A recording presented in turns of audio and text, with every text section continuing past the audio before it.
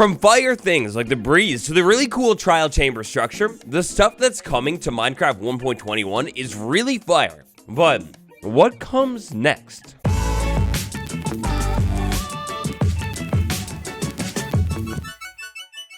Hey, how you doing everybody? It's me, Waddles. To create today's list, I've dug through feature after feature that Minecraft has allegedly proposed. I sorted out all of the not so likely ones, leaving only the cream of the crop. Today, let's take a look at 15 updates that will probably come to Minecraft at some point. Kicking things off with a super recent one, we have, yes, enchanting. Now, one could totally argue that the entire system of enchanting is maybe a little bit dated nowadays, 2024, and could use a total flip revamp. But at the least, brand new enchantments seem to be making their way to Minecraft, and probably sooner than you think. At the time of recording this video, very recently, we had a Minecraft Snapshot 24 W18A. Inside of 24 W18A that had one of the biggest snapshot changelogs of all time, a ton of super intriguing data-driven enchantment stuff was added to the game. Essentially, the super technical changes that were made in 24 W18A makes it possible for data pack creators to add in their own enchantments that can do, well, really whatever you want to dream of. Maybe boots that make you bigger or a bow that literally shoots TNT. Now, Mojang loves its community. At least I'm pretty sure it does. Mojang sure does love its community, but would Mojang seriously take crucial time in the months leading up to the next big update to add a feature solely for data pack creators into the game? The insane amount of technical changes that went down behind the scenes to make data-driven enchantments a thing is definitely a setup for something coming in the future. That something meaning more and easier to add enchantments than ever before.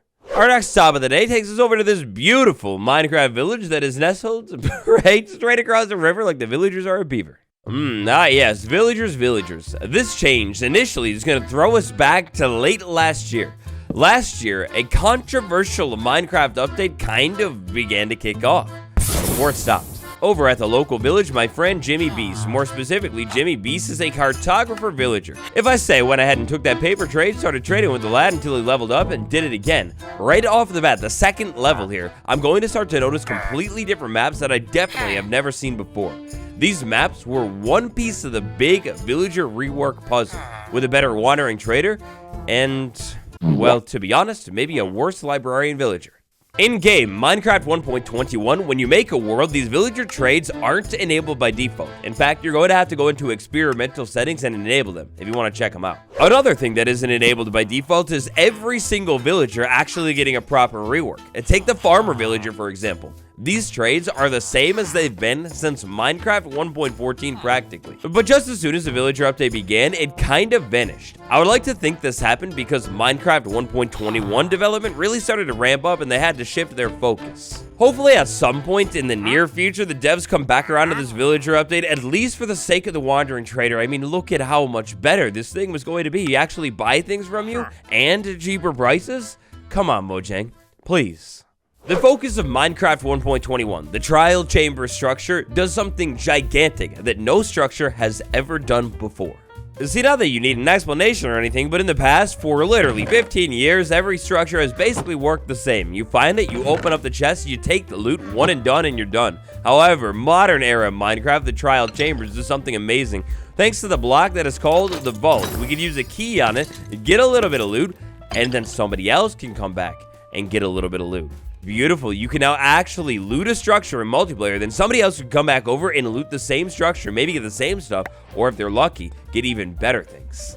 Now, when the vault was added for 1.21, something along the lines of, hey, it's just going to be the chambers for now was stated, but imagine the reality of coming back and, say, updating the best loot inside of the end city with a vault. Given the fact that in Minecraft 1.21, we kind of already have two different kinds of vaults, and it's all pulled off with just different block states, only requiring a different key item to be added, I would say that different vaults, maybe an end vault, is highly likely.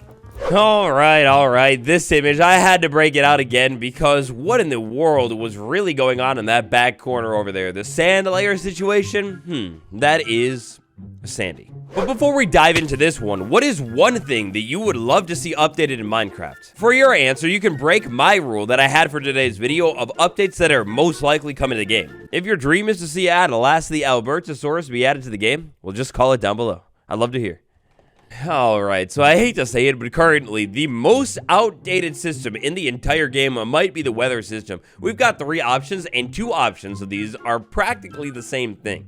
And even more so, if I set it to say thunder, well, across my entire Minecraft world, right here, or 10,000 blocks away, thunder is going to be ongoing. But that's the thing, the weather system doesn't have to be so basic. Though something like a natural disaster system that ruins your entire world is probably never going to be added to the game, something as simple as a different weather system that adds more life into the different biomes. Something the devs have said before time and time again that they absolutely want to do. Kind of like what they did with the particles in the cherry blossom in 1.20. Well, look, let's put it this way. Imagine a weather system that actually moves dynamically through your world instead of randomly cutting a mountain in half. As recently as a couple of weeks ago, the Minecraft devs, more specifically the king himself, was talking about the inventory situation. See, as more blocks, items get added to the game and more structures where you can find these things get added, the inventory problem becomes larger and more glaring. And unfortunately, something like the bundle is only a band-aid. Now this one kind of almost starts to hold a special spot in my heart because the summer before 1.20 was revealed, this was the giant talk of the community, an inventory update or overhaul for Minecraft 1.20. Going forward into the future, it's inevitable that something is going to happen in the inventory. Pile on the fact that the devs themselves have expressed at least a mild dissatisfaction for the current state of the inventory, and it's almost for sure.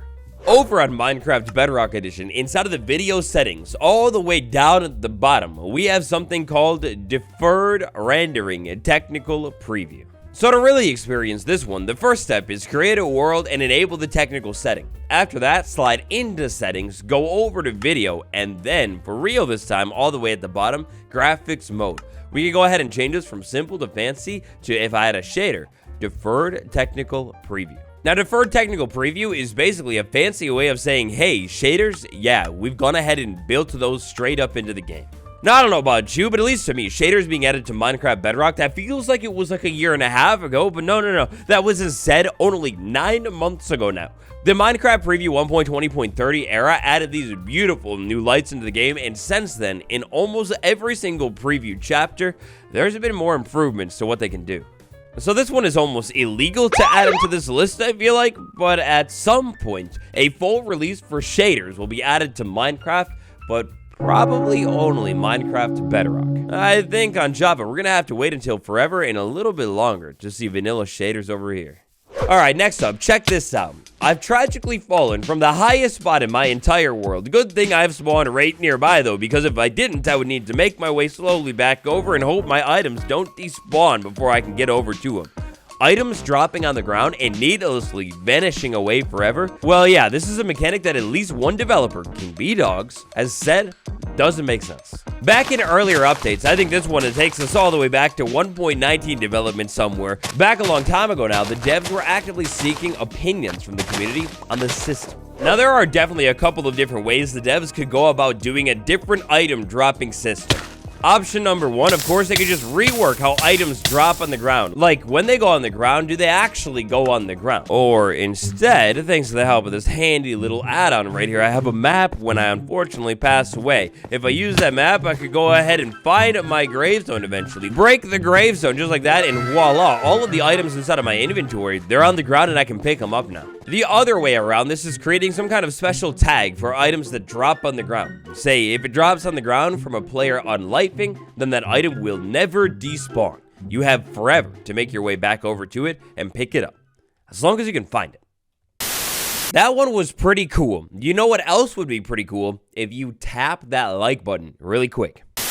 Alright, so anytime I'm making a video where I'm kind of like going from Bedrock to Java, maybe comparing the features a little bit, this one is one that I always bring up, but one of the most controversial and largest parity differences, it's found inside of the Nether. The Nether on Minecraft to Java and Minecraft Bedrock, they're both very similar places, but at the same time, extremely unlike places as well. Minecraft Java's Nether, in my opinion, is the better version, thanks to this void of space up here. that we like to call the nether roof.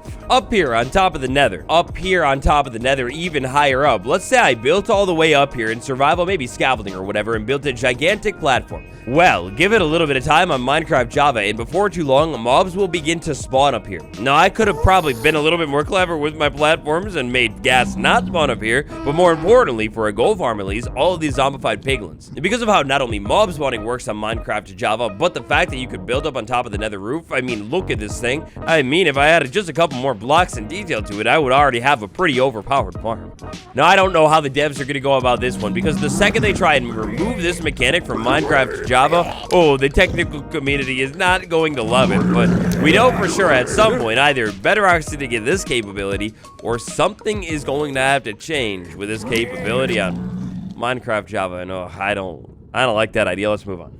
Check this out. Personally, I'm not entirely sure this is a bad thing. A bad omen is already something that's meant to increase the challenge level of an area, but to have 5 extra layers isn't necessarily. I think it's already too much with the raid omen. Back in Minecraft 1.14, when raids were first added to the game, you take out the banner head, you get the bad omen effect. Fast forward to 1.21, we get the ominous bottle. We drink it, we get the bad omen. Then eventually we move into a village, and immediately that effect converts over to the raid omen.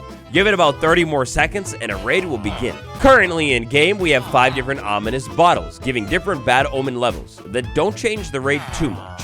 I wait around inside of this village, these poor, unsuspecting lads stand around in the sunshine like life is good forever, and eventually, just like that, the raid begins. Compared to how some of the systems, like the trial chambers, are that have been added to the game and nowadays, oh yeah, compared to some of those systems, how raids were implemented in 1.14 definitely feels a little bit dated. I don't have too much else to add in with this one other than the fact that the whole raid system is a little bit clunky and maybe could see a rework in the future. World Edit, one of the most powerful things of all time, but on Bedrock. On Minecraft Bedrock Edition, right now, we've got this handy little technical tool called Editor Mode. And I guess I should say by right now, I kind of mean like, in the future, because right now, it's this whole clunky way of actually accessing it, where you have to set up a different shortcut, and it's only on Windows 10. One day, and hopefully one day sooner rather than later, this amazing tool will eventually be built straight up into the game.